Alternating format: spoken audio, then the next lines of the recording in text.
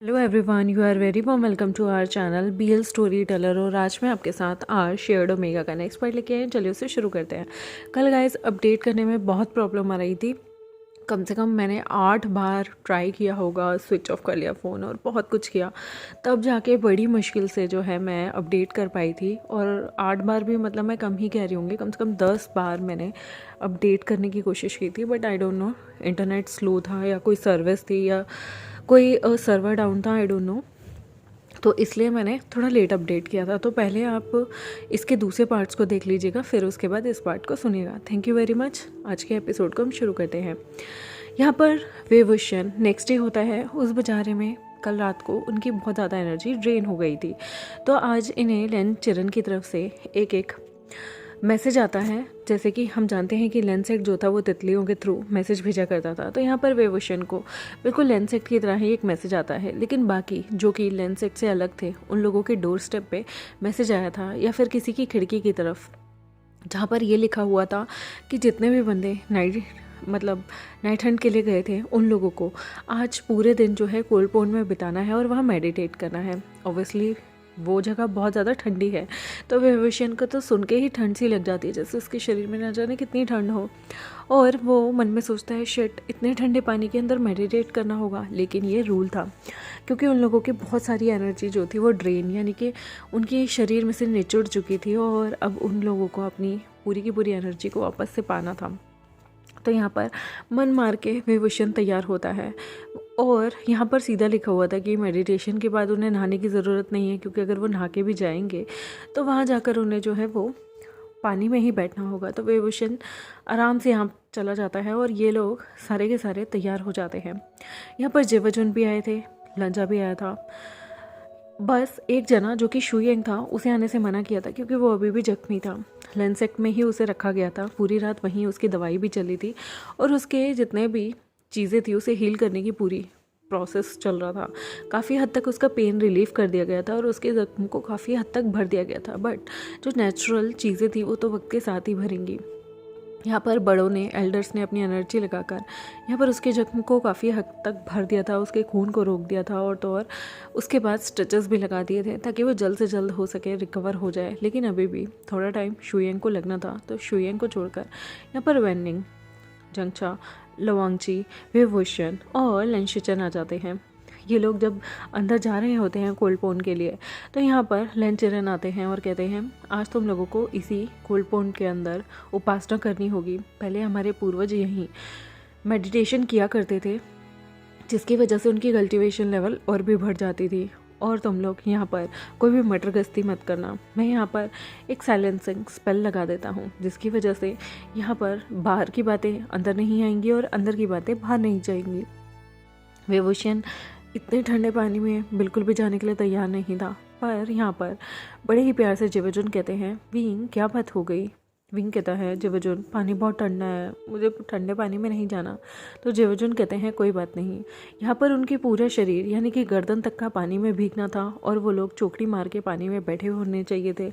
और यहाँ पर उन्हें बिल्कुल जैसे योग की मुद्रा होती है या फिर कहीं ध्यान मेडिटेशन की मुद्रा होती है, उसमें बैठकर उन्हें करना था। फेस जो था उनका पानी से बाहर रहेगा।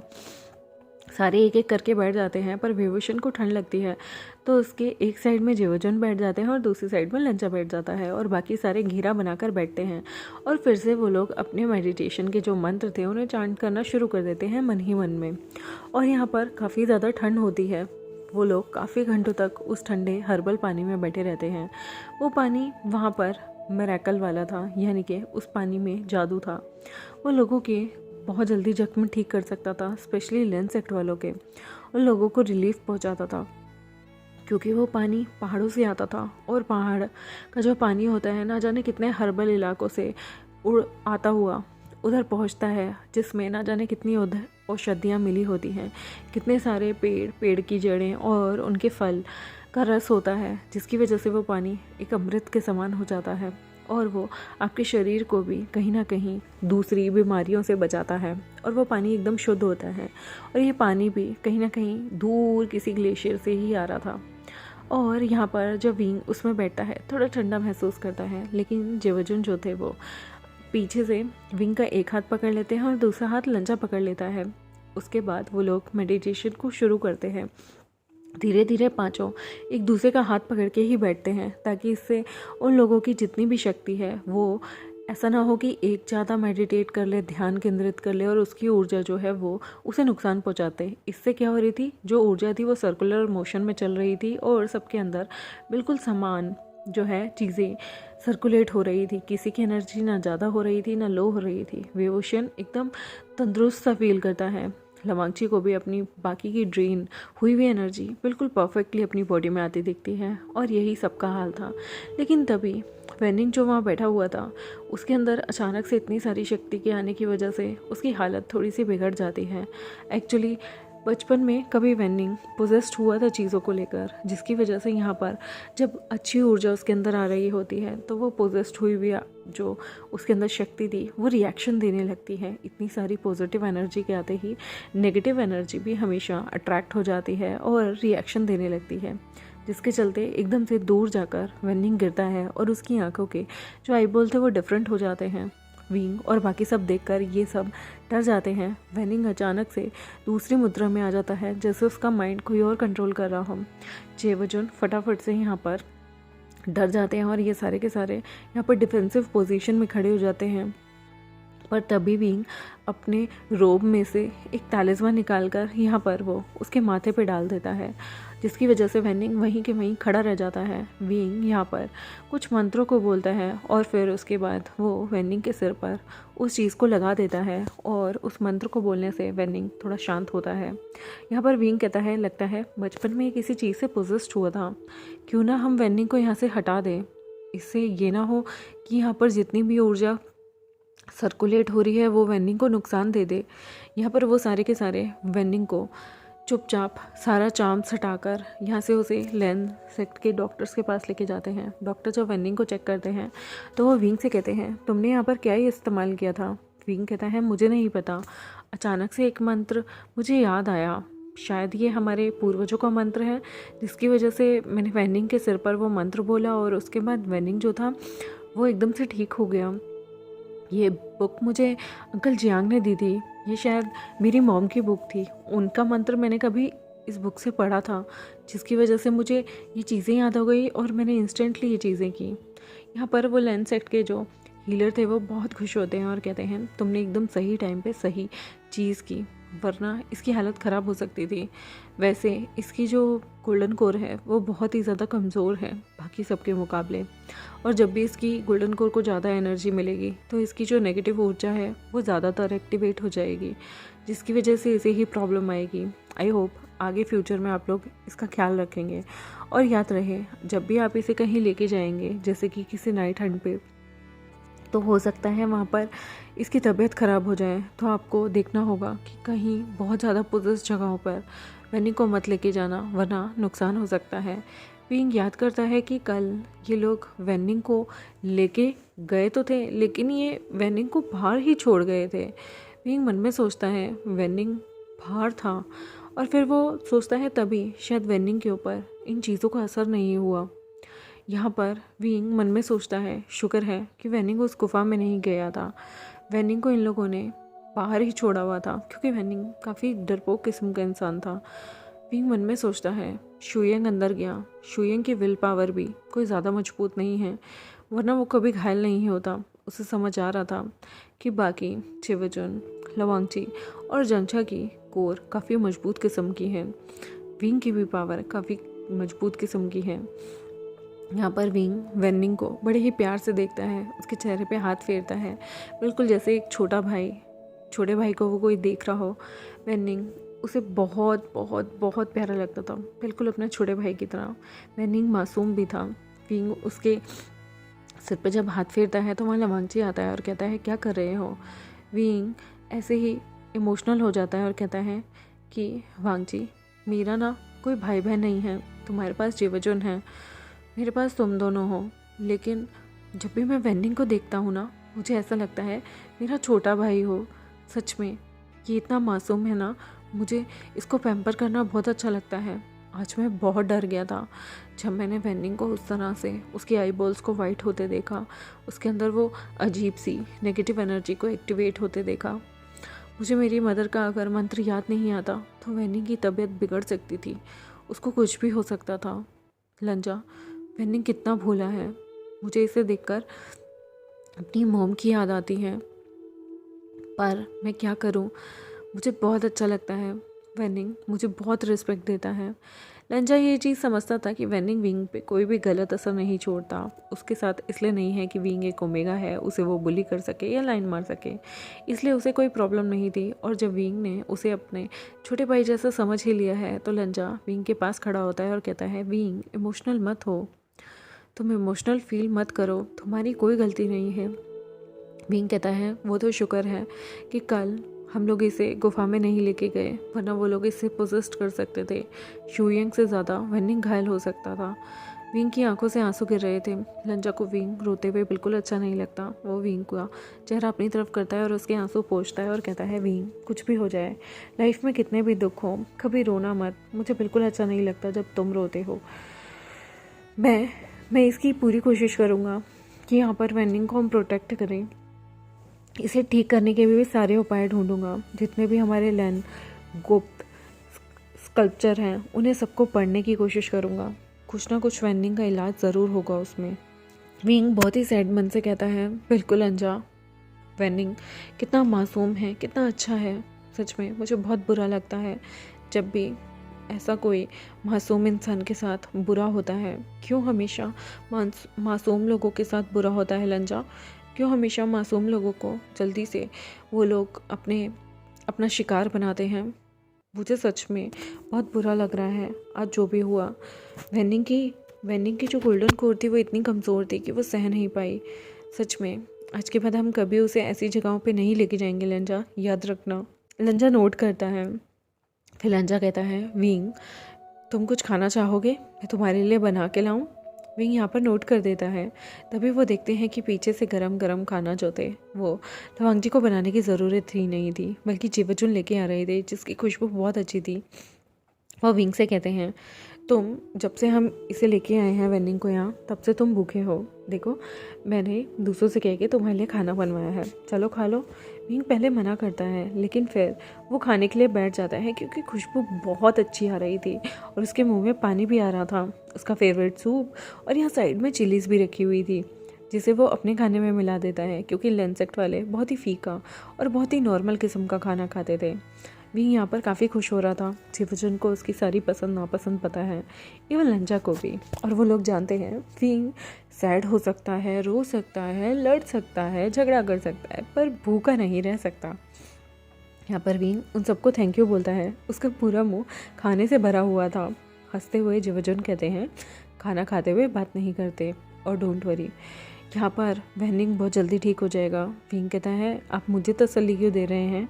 मुस्कुराकर जीवजन कहते हैं, मुझे पता है तुम्हें उसकी चिंता होती है, तुम उसे एक छोटे भाई की तरह पसंद करते हो, मुझे ये बात भी पता है। यहाँ पर विंग एकदम हक्का बक्का हो जाता है और कहता है, आपको कैसे पता? यहाँ पर मुस्कुराते हुए शिजन कहते हैं, तुम्हारे साथ रहते हुए अगर मुझे पता है तुम किसी को बहुत ज़्यादा पैम्पर कर रहे हो, तो तुम्हारे दिल में उसके लिए कितनी अच्छी जगह होगी ये भी मैं जानता हूँ। वो और अल्फाओं की तरह लफंगा नहीं है, तो मैं जानता हूँ तुम्हारे मन में उसके लिए एक छोटे भाई जैसी ही भावना है, या फिर अगर वो उम्र में बड़ा होता तो बड़े भाई जैसी भावना होती। उसके अलावा कोई दूसरी भावना नहीं है, वरना दूसरी भावना इंसान के चेहरे पे एक अलग सी रौनक लाती है, उसका पता चल जाता है। विंग यहाँ पर कहता है, अच्छा मतलब अगर किसी अल्फ़ा को हम पसंद करेंगे तो हमारे चेहरे पे अलग सी लाली होगी, वो कैसी होती है जीवजन? जीवजन मुस्कुराते हैं और कहते हैं, तब इंसान को हर जगह वही इंसान दिखता है जिससे आप प्यार करते हो। खाने में, हर चीज़ में उसकी याद आती है, और रात में नींद भी नहीं आती। आप हर टाइम उसके बारे में सोचते रहते हो।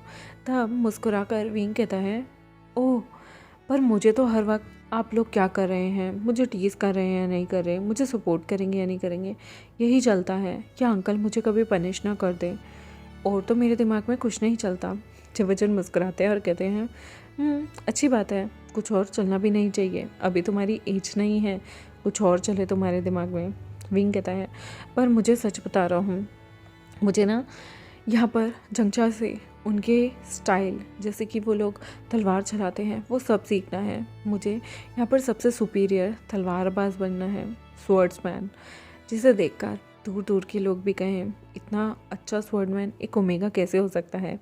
यहाँ पर मुस्कुराते हुए जिवचन कहते हैं इट डजेंट मैटर कि आप अल्फ़ा हैं, बीटा हैं या ओमेगा हैं, हुनर किसी में भी हो सकता है, कोई भी इंसान कमज़ोर नहीं होता। ये उसकी विल पावर पे डिपेंड करता है कि वो कितनी जल्दी चीज़ों से रिकवर होता है, चाहे वो डिप्रेशन हो, सैडनेस हो, बीमारी हो या कोई भी चीज़ हो। जितनी अच्छी विल पावर होगी, जितनी मजबूत विल पावर होगी, उतना ही उस इंसान का कॉन्फिडेंस बूस्टअप होता है। विंग मुस्कुराता है और कहता है बिल्कुल, मैं भी ये मानता हूँ, अल्फ़ा बीटा ओमेगा सबकी स्ट्रेंथ अलग है, लेकिन सब में एक एक खासियत है और उस खासियत को हम चुकला नहीं सकते। जैसे ओमेगा बच्चे कर सकता है, अल्फ़ा नहीं कर सकता। अल्फ़ा फिज़िकली स्ट्रांग होता है, ओमेगा पेन ज़्यादा सह सकता है, भले ही वो भारी चीज़ें ज़्यादा ना उठा पाए, लेकिन पेन सह सकता है। और अल्फ़ा पेन नहीं सह सकता उस लेवल का जो एक ओमेगा बर्थ देते हुए अपने अंदर महसूस कर सकता है। यहाँ पर लवांगची कहता है बिल्कुल विंग, मुझे अच्छा लगता है कि तुम एक ओपन माइंडेड ओमेगा हो। यहाँ पर विंग देखता है कि जंगचा उधर आ रहा होता है। विंग उससे कहता है क्या हुआ, तुम्हारा मुंह क्यों उतरा हुआ है, हमारे साथ खाना खाओगे। जंगचा कुछ नहीं बोलता और एक कोने में बैठ जाता है। विंग कहता है क्या हुआ, तुम टेंशन में क्यों आ गए हो। जंगचा यहाँ पर गहरी सांस लेता है और कहता है कुछ नहीं, मुझे वो जिनजुशन और जिनजुशन दोनों ही भाई बिल्कुल पसंद नहीं। तुम्हें पता है मेरी बहन का रिश्ता एक टाइम पे उस जिनजुशन के साथ फिक्स किया गया था, लेकिन वो इतना अकड़ू है कि वो मेरी बहन से बदतमीज़ी से बात करता है। जिस बहन को मैंने पलकों पे रखा है, हमेशा आदर सत्कार दिया है, उससे अगर कोई रूडली या बदतमीज़ी से बिहेव करे मुझे बिल्कुल बर्दाश्त नहीं होता। अगर मैं अपने पिता की सेक्ट लीडर होने का यहाँ पर लिहाज नहीं रख रहा होता तो उस जिनजुशन के दांत तोड़ चुका होता और उसके उस घमंडी भाई जिनजुशन के भी। विंग कहता है क्या हुआ, क्या उन्होंने कुछ किया है क्या। यहाँ पर जंगचा सांस लेते हुए कहता है वो लोग मेरी शिजे को हमेशा नीचा दिखाते हैं, मुझे इस तरह के लोग बिल्कुल नहीं पसंद जो अपने आप को सुपीरियर समझते हैं और दूसरे ओमेगाओं को नीचा दिखाते हैं। मेरे फादर ने मुझे कभी ये चीज़ नहीं सिखाई। हाँ, मैं किसी से लड़ सकता हूँ, कुछ भी बोल सकता हूँ, पर कभी किसी को नीचा नहीं दिखा सकता। मैं कभी किसी ओमेगा का अपमान नहीं कर सकता, पर वो जिनजुशन और जिनजुशन की परवरिश इतनी घटिया हुई है कि उन्हें बिल्कुल भी अक्ल नहीं है कि किससे कैसे बात करनी चाहिए। हालांकि मेरी बहन भी युनमग सेक्ट की, यानी कि युनमग वाली जगह की एक प्रिंसेस है, लेकिन वो लोग खुद को सुपीरियर समझते हैं। उनका लगता है उनका प्लैनेट, उनकी जनजाति और उनके जितने भी लोग हैं वो सुपीरियर है क्योंकि उनके पास गोल्ड डायमंड की खदानें हैं। हाँ, उनके पास ज़रूर होगा सोना, लेकिन उनके पास दिल नहीं है, बहुत ही छोटा दिल है उन लोगों का। यहाँ पर विंग जंगचा के पास आता है और कहता है जंगचा गुस्सा मत करो, और खाली पेट जब हम गुस्सा करते हैं तो हमारा बीपी भी बढ़ जाता है। तुम्हें खाली पेट चीज़ों को नहीं सोचना चाहिए क्योंकि उल झुलूल ही दिमाग में चीज़ें आती हैं। भर पेट सोचोगे तो अच्छा सोल्यूशन निकाल पाओगे, क्योंकि जब हमारा भूख ख़त्म हुई होती है तो उसके बाद हमारा पेट शांत हो जाता है और उसके बाद दिमाग को भी रिलैक्स होने वाले सिग्नल मिल जाते हैं, जिसकी वजह से हम अच्छा और कोई बेहतरीन डिसीज़न ले सकते हैं। इसलिए कभी भी भूखे नहीं रहना चाहिए। यहाँ पर जंगचा कहता है तुम सही कह रहे हो, उस जिनजुशन और जिनजुशन को तो मैं बहुत अच्छे से मज़ा सिखाऊंगा। उन लोगों को मैं बताऊंगा जियांग्स की स्वॉर्डमैनशिप किसे कहते हैं, उन्हें मैं बताऊंगा। विंग कहता है तो तुम मुझे जियांग्स की लड़ाई करने के तरीके सिखाना, तलवारबाजी सिखाना, मैं तुम्हें लेंस सेक्ट के तरीके सिखाऊंगा, फिर हम दोनों मिलके उन दोनों भाइयों का सफाया कर देंगे।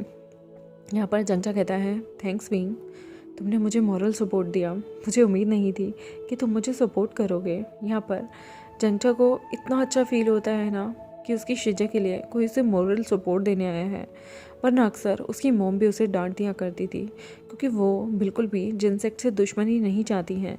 उसके फादर भी बहुत सारी चीज़ों को इग्नोर करना पसंद ज़्यादा करते हैं, लेकिन जंगचा को अपनी बड़ी बहन का अपमान बिल्कुल बर्दाश्त नहीं होता। और क्यों होएगा, अगर कोई इंसान सुपीरियर है तो वो अपने घर में है, लेकिन दूसरों को वो अपनी चीज़ों की ताकत नहीं दिखा सकता और दबा नहीं सकता, क्योंकि सबसे ऊपर सबसे ऊपर पैसा नहीं होता, स्वाभिमान होता है, आपका कैरेक्टर होता है। और यहाँ पर यही चीज़ जिन भूल गए थे। और जिन्स ये चीज़ बहुत अच्छे से जानते थे कि दूसरों को बुली करो बस, दूसरों के दुख में जो इंसान अपना सुख देखता है ना, वो इंसान कभी भी कामयाब नहीं होता। स्पेशली जिन जिशुन जो कि आग लगाकर, मिर्ची लगाकर अक्सर इन दोनों सेक्ट में और ख़ास करके जिन जिशन और जियांग यानी के बीच में लड़ाई वाला कारनामा या फिर लड़ाई वाली हरकतें करके दिखाता था।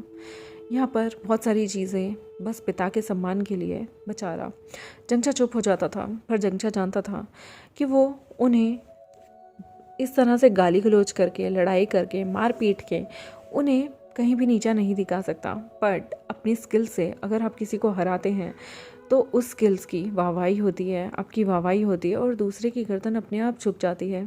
तो यहाँ पर जंगचा सोचता है कि उसे अपनी स्किल्स को बहुत अच्छा और बेहतरीन करना चाहिए। और जब उसे मोरल सपोर्ट विंग का मिला है तो यहाँ पर उसे और भी ज़्यादा खुशी होती है, क्योंकि बचपन से वो एक ऐसा साथी, एक ऐसा दोस्त ढूंढता था जो उसे सपोर्ट करे। और उसकी शिजे के हक़ में एक और इंसान बोलने आया है और साथ देने आया है, तो जंगचा को यहाँ पर विंग के लिए और भी ज़्यादा अच्छा फील होता है। विंग के लिए रिस्पेक्ट और भी ज़्यादा उसके मन में बढ़ जाती है। जंगचा कहता है, डोंट वरी, अगर विंग तुम्हारा साथ देना चाहता है तो हम भी तुम्हें लेन सेक्ट की तलवारबाजी सिखाएंगे। जंगचा को यहाँ पर बहुत प्राउड फील होता है और वो कहता है, ऑफ कोर्स लवांगची, मैं चाहता हूँ कि तुम विंग को जो भी तुमने चीज़ें सिखाई हैं वो मुझे भी सिखाओ, और मैं तुम लोगों को जियांग्स के लड़ने का तरीका सिखाऊंगा। यहाँ पर प्राउडली लवांगची कह देता है, मुझे दूसरे सेक्ट की चीज़ें नहीं सीखनी, क्योंकि लैन सेक्ट में ये चीज़ फॉरबिडन है। पर हाँ, तुम विंग को कुछ भी सिखा सकते हो। विंग को हर चीज़ की परमिशन है, क्योंकि वो लैन ब्लड लाइन से नहीं आता, और वो जो भी चाहे सीखना उसके लिए अंकल, मैं और ब्रदर, हम तीनों की परमिशन है। यहाँ पर जंगचा कहता है, ठीक है, मैं इस चीज़ को हमेशा याद रखूँगा, और विंग मैं तुम्हें ज़रूर सिखाऊंगा। यहाँ पर वो उन लोगों के सामने हाथ जोड़कर आराम से बो कर कर उन लोगों को सम्मान देता है। विंग कहता है, ऑफ कोर्स आज से तुम भी मेरे लिए एक तरह से टीचर जैसे हो, और मैं तुम्हारे लिए टीचर हूँ। मैं तुम्हारे लिए एक स्टूडेंट जैसा हूँगा और तुम भी मेरे लिए एक स्टूडेंट जैसे होगे, जब हम अपने अपने सेक्ट की चीज़ें तुम्हें सिखाएंगे। विंग कहता है, वैसे जंगचा, मैं एक चीज़ पूछना चाहता हूँ, अगर तुम्हारे पिता के पास मेरे माँ बाप की दी हुई और भी चीज़ें हुई तो मुझे ज़रूर देना। यहाँ पर पीछे से जेवजुन आते हैं और कहते हैं, ऑफ कोर्स मैं चाहता हूँ कि विंग को हर वो चीज़ मिले, और मैंने सुना है कि शुयंग को भी होश आ गया, अब वो पहले से बेहतर फील कर रहा है, तो क्यों ना हम सब उसे भी देखने चलें। यहाँ पर जंगचा थोड़े मूड को चेयर अप करता है, थोड़ा सा पहले उन लोगों के साथ खाना खा लेता है और उसके बाद वो मिलने शुयंग को जाते हैं। शुयंग यहाँ पर विंग को जैसे ही देखता है ना, उसके चेहरे पे दोबारा से रौनक आ जाती है, जो वो बिल्कुल देवदास जैसा चेहरा बनाए बैठा था। ये देख के वांगजी को बहुत गुस्सा आता है। यहाँ पर शुयंग विंग से कहता है, उसके हाथ में चोट लगने की वजह से वो सूप तक नहीं पी पा रहा, तो विंग यहाँ पर अपने हाथ से जब उसे पिलाने लगता है तो जंगचा कहता है, विंग रुको, मैं इसे पिला देता हूँ, तुम्हें कोई ज़रूरत नहीं, तुम थक गए होगे, जाओ जाओ बैठो, तुम्हारी कलाई दर्द हो जाएगी। विंग मुस्कुराता है और पीछे हट जाता है। शुयंग मुंह बनाने लगता है कि वो एक अल्फ़ा होकर दूसरे अल्फ़ा के हाथ से क्यों ही सूप पीने लगेगा, लेकिन जंगचा ज़बरदस्ती जान जान के उसे इस तरीके से पिलाता है ताकि उसकी सारी हिकड़ी निकल जाए और वो विंग को परेशान करना बंद कर दे। गुस्से में जंगचा उसे कहता है, विंग के आसपास भी मत भटकना और उसे लेके कुछ भी गलत सोच मत रखना, वो दिल का बहुत साफ़ है, और तुमने अगर उसकी तरफ गलत सोच रखी तो याद रखना, जो चम्मच से मैं तुम्हें सूप पिला रहा हूँ ना, ये पूरी की पूरी चम्मच तुम्हारे मुंह के अंदर डाल दूँगा। यहाँ पर शुयंग बेचारा डरते हुए उस सूप को पीता रहता है। विंग यहाँ पर आराम से जेवजुन के पास बैठा हुआ था। जेवजुन उससे कहते हैं, विंग मुझे लगता है तुम्हें ठंड लग रही है। विंग कहता है ज़ोर से चीख मारते हुए, जेवजुन मुझे ऐसा लग रहा है कि जैसे हम पानी में थे ना, मुझे बुखार हो जाएगा। जेवजुन उसके सिर पे हाथ रखते हैं और कहते हैं, विंग बुखार होने ही जाएगा, तुम्हें बुखार है, तुम्हें आराम करना चाहिए, जाओ तुम जेंशल हाउस में जाकर आराम करो, मैं तुम्हारे लिए ठंडे पानी की पट्टियाँ लेके आता हूँ। विंग कहता है, नहीं नहीं, मुझे और ज़्यादा ठंड लगेगी, प्लीज़ डॉक्टर से कुछ मीठी सी दवाई बनवा लेना। इतने में अभी जेवजुन उसे बोल ही रहे थे कि लंचा वहाँ से उठकर चला ही जाता है विंग के लिए दवाई बनवाने, और जेवजुन कहते हैं, विंग तुम अकेले चल तो पाओगे ना, विंग यहाँ पर कहता है बिल्कुल मैं बहुत स्ट्रांग हूँ, लेकिन बेचारा थोड़ा सा आगे जाता है तो उसे थोड़े थोड़े चक्कर आते हैं कि वो दीवार को पकड़ लेता है। यहाँ पर जेवजुन भी पीछे से आ जाते हैं और कहते हैं विंग अगर तुम्हें प्रॉब्लम है तो मैं तुम्हें जेंशियल हाउस ले जाऊँ। जेंशियल हाउस थोड़ा पहाड़ी के ऊपर था, ठंडी जगह में था और वहाँ पर बाकी किसी भी अल्फ़ा को जाने की ज़रूरत नहीं थी, ना ही इजाज़त थी। लेकिन विंग के लिए यहाँ पर बड़े ही प्यार से जेवजुन जाते हैं और वो एक डिसाइपल को कह देते हैं कि लवांगची को बोल दें कि वो दवाई और बाकी का डिस्क्रिप्शन और चीज़ें लेकर आकर वो सीधा जेंशियल हाउस पहुँचे। यहाँ पर विंग को अपनी गोद में उठा लेते हैं। विंग पहले मना करता है, उसे शर्म आती है, लेकिन जेवजुन उसे अपनी गोद में उठाकर उसके रूम तक लेके जाते हैं। पीछे पीछे लंजा भी दवाई और बहुत सारे टब में डले हुए पानी और हैंकी के साथ पहुंच जाता है। यहाँ पर लंजा देखता है कि जेवजुन ने उसे बेड पे लेटाया है, लेकिन विंग का पूरा शरीर काँप रहा है। जेवजुन को बहुत अजीब सा लगता है। वो कहते हैं लंजा ठंडे पानी से इसकी पट्टी बिल्कुल मत करना, लाओ मुझे दो। वो हल्के से उसके पसीने को पोंछते हैं, विंग को ब्लैंकेट के अंदर लेटाते हैं, पर विंग बहुत ज़्यादा काँप रहा था। तो जेवजुन यहाँ पर विंग को साइड करके उसके ही बिस्तर में बैठ जाते हैं और विंग के हाथ को कस के पकड़ लेते हैं। वो कहते हैं विंग को लगता है काफ़ी ज़्यादा ठंड लग रही है, लंजा इधर आओ। वो लंजा को भी विंग के बेड पे बैठाते हैं। दोनों भाई एक दूसरे का हाथ पकड़ते हैं और अपनी जितनी भी शक्ति थी उसे मिलकर ट्रांसफ़र करते हैं विंग की बॉडी में, ताकि विंग को ठंड ना लगे। विंग ठंड बर्दाश्त नहीं कर सकता था। वो दोनों भाई अपनी शक्तियों को विंग को देते हैं। विंग पहले मना करता है, पर धीरे धीरे ठंड उसके शरीर को इतना ज़्यादा पकड़ रही थी कि उसकी आंखें भी नहीं खुल पा रही थी। दोनों भाई अपनी शक्तियों को, अपनी गर्म शक्ति, ऊर्जा को और बढ़ाते हुए विंग को ट्रांसफ़र करते हैं, जिसकी वजह से विंग को थोड़ी सी वार्मथ मिलती है। विंग यहाँ पर बहुत टाइटली जेवजुन का हाथ पकड़ लेता है और वो उनका हाथ अपने गालों पे रखता है। जेवजुन विंग को देख रहे थे। लंजा यहाँ से पूरी शक्ति देता हुआ पूरी की पूरी शक्ति विंग में ट्रांसफ़र करता है। उसके बाद लंजा भी विंग का टेम्परेचर चेक करता है। विंग काफ़ी देर का प्रोसेस ये चल रहा था, जिसमें वो काफ़ी ज़्यादा सो जाता है। यहाँ पर लवांगची और जेवजुन की भी काफ़ी एनर्जी ड्रेन हो गई थी। वो लोग भी थोड़ा थक जाते हैं। विंग जब सो गया था, विंग के लिए काफ़ी बड़ा बेड था। विंग जब सो जाता है तो वो दोनों भाई भी पहले यहाँ पर वो लोग मेडिटेट करने लगते हैं और उसके बाद उन्हें पता ही नहीं चलता कि कब वो विंग के ही बेड पर चढ़ के सो गए हैं, क्योंकि वो लोग भी काफ़ी थका हुआ और पानी में इतनी देर रहने के बाद इंसान को ठंड भी लगती है और थकावट भी बहुत ज़्यादा महसूस होती है। वो विंग के ही बेड पे उसी के कंबल के अंदर सो गए थे। विंग का काफ़ी बड़ा बेड था, क्योंकि वो बेड कभी इनके माँ बाप का भी हुआ करता था, इसलिए वहाँ पर काफ़ी ज़्यादा स्पेस था। विंग जहाँ सोया हुआ था, दोनों भाई उसे कडल करके सो जाते हैं।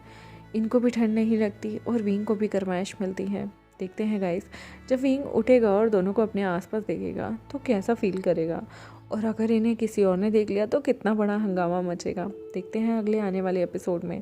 तब तक मेरे चैनल को सब्सक्राइब, वीडियोस को लाइक, बेल आइकन को प्रेस करना बिल्कुल मत भूलिएगा। मिलते हैं आपसे नेक्स्ट एपिसोड में, तब तक के लिए बाय बाय।